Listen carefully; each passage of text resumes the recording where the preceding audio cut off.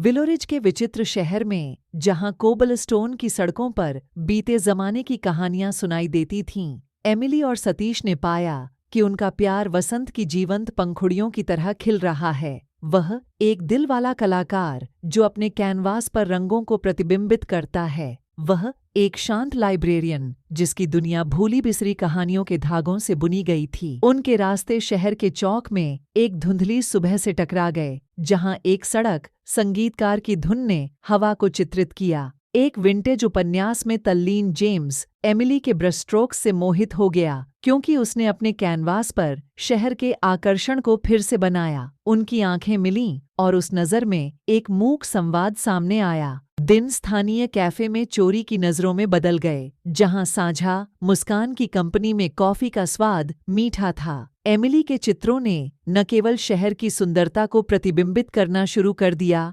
बल्कि सतीश की उपस्थिति से उत्तेजित भावनाओं को भी प्रतिबिंबित करना शुरू कर दिया। बदले में उन्होंने अपने कलात्मक अभयारण्य में बिताए शांत क्षणों में कविता की खोज की।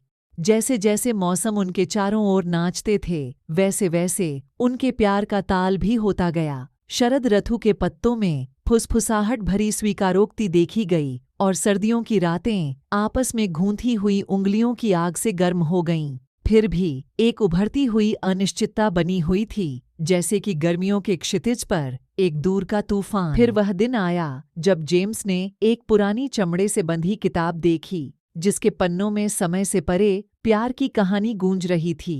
प्रेरित होकर उन्होंने अपने प्यार का दावा करते हुए एक पत्र लिखा, इसे पृष्ठों के बीच खिसका दिया और इसे एमिली को उपहार में दिया। उसे क्या पता था, उसने अपनी कहानी को अपने दिल के कैनवास पर चित्रित किया था। उनकी प्रेम कहानी सामने आई, साझा सपनों की स्याही में लिखी गई और जीवन के पैलेट के जीवंत स्ट्रोक के साथ